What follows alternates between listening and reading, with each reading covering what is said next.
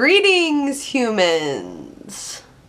I come to you today with a video about 23andMe.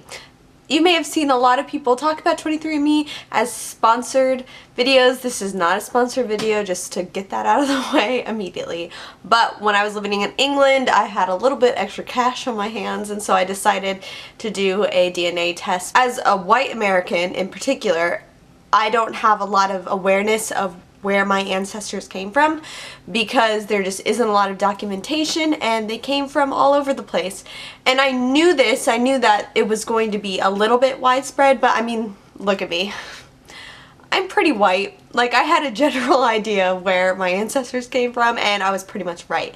So what I'm going to do today is I'm going to walk through what 23andMe offers and show you all my breakdown of where my ancestors came from. And also, I decided to do 23andMe because of the genetics portion about health.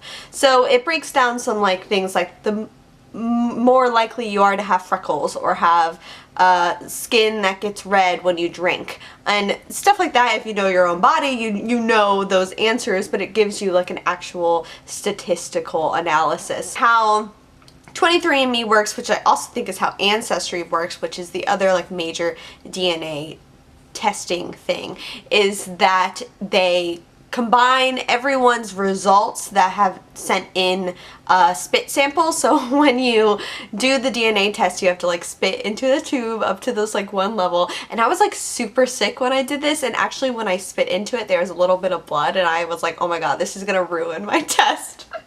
And all of you are probably freaking out about the fact that I was spitting up blood. But it was like a running joke that I was like going to die for a while, for how long I was sick in England, which I like completely forgot about until this very moment. So you spit into a tube and everyone sends the results in, and they use the data from everyone to make the data that they send each person more accurate. So back to the fact that I wanted to do the like health side. My family has in it a genetics for cystic fibrosis, and I've never actually gotten a official test to see whether or not I have the gene, and I know I'm gonna still have to do it like officially, but this was also a way for me to kind of figure out if I had it or not. So when I go through and explain everything, I will let you all know whether or not I have it, and I'll also show you some other kind of cool and also kind of scary things. Although of course these are just like chances, they're not 100%. When I got it back I was like, oh shit, this isn't good, because some of these genetic diseases or symptoms or things that happen to you are things that have happened in my family, and I'm like I'm not scared, but it just kind of sucks. Anyway, here we go. Okay, so this is 23andMe. As you can see, this is the home page. It shows you everything here: ancestry, your traits, your wellness, reports. This is actually a new website. So first we're going to go to Ancestry reports, and as you can see here, these are all the different ones. Paternal Haplogroup is the first one I'm going to click here. That is if your father or your brother take the test, then you can actually find out this information about yourself. So ignore that for now, for me. We're going to go back and we're going to click on our Ancestry Composition. And as you can see, 58.4% British.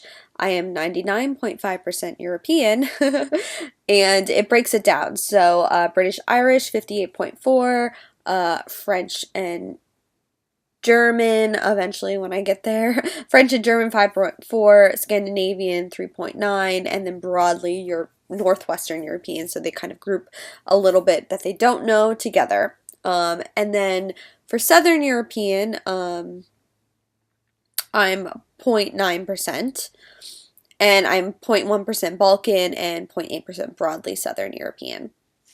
Now, if you go down in the bottom, you can see that it gives you relative times of when those ancestors with that DNA background were born. And so here it says British and Irish. I most likely have grandparents or great-grandparents who were born in between 1930 and 1960.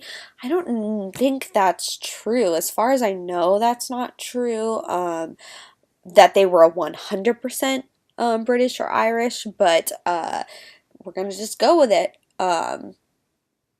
And then over on the side, you can see from about 1780 to 1870, I most likely had someone, a grandparent, a great-great-grandparent who was Scandinavian, and then downwards towards French, German.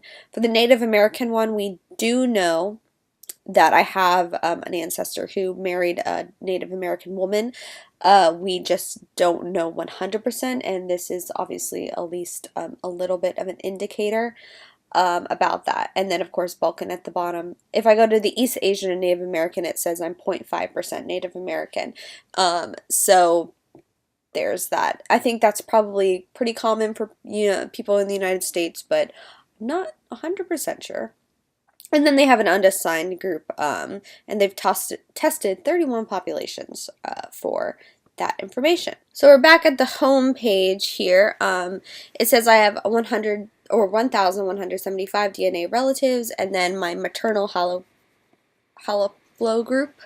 And it breaks down where the ancestors started from. So mine was L, from about 1,800 years ago, or 180,000 years ago, and it goes through each and it shows you where those groups went and led to, and then it breaks it down even more at the bottom. This stuff is a little bit more scientific than I really care for, but it's interesting none the least. At the bottom here it shows my Neanderthal ancestry. I can never say that word correctly. And if we click on it, it says that I have 269 variants of Neanderthal genetics in me, and so this is 64%. 64% of people have fewer or more than that. And then I have like a group of people that I've connected with on the site, which is something you can do, and it showed like I'm second place in terms of how many Neanderthal variants that I have. And it shows what you're likely to have because of these variants, and so for me, I am less likely to have back hair, which I don't, so there you go. Now we're going to go over to the side and click traits, and it's going to go through different traits that I'm less or more likely to have depending on my genetics. And so TMI here, asparagus, odor detection, I'm likely to have that. That is true. So now you know, in case you ever wondered. And then bitter taste, likely can taste, I can. Sweets, I prefer, yes. Cheek dimples, I don't have. A cleft chin, I don't have. Earlobe type, I'm less likely to have attached or detached earlobes, or I'm likely to have detached earlobes, but I do actually have attached earlobes, so that was wrong. Earwax type, wet earwax, I'm not really sure, I think that's true. Eye color, light color, yes, I have blue eyes.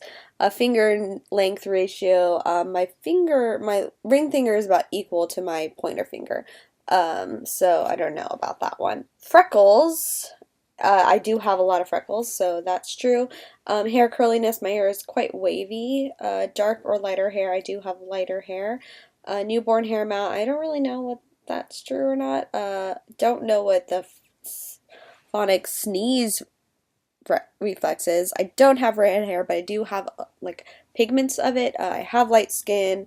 My longest toe is about equal to my other toes, to be honest. And then we go to the wellness report. Shows my genetic weight. I'm predisposed to have more weight than average, which is, I believe, true. I am not lactose intolerant. So caffeine consumption, less likely to consume, or I consume less, not true. Deep sleep, I don't really know much about my sleeping patterns. Muscle composition, I have elite common muscles that are in elite athletes. Haha, look at that world. I could have been an athlete. And then sleep movement. I do move when I sleep, so that was correct as well. This, like I said earlier, is a new website, and so a lot of the stuff like the cystic fibrosis that I mentioned earlier, you can't see anymore. So actually, if you go to the home page and you click Reports Archive, that's where you can see all of the old reports that they had before they redid the website, and the new 23andMe experience is what they call it. And so if I clicked there, I could see all of my reports about that. And so for me, actually, I don't have, I think it was like the most 26 most common variants for cystic fibrosis, but that is, of course, according to their test. It's not an official test, and I could have other variants. It just don't have the most common.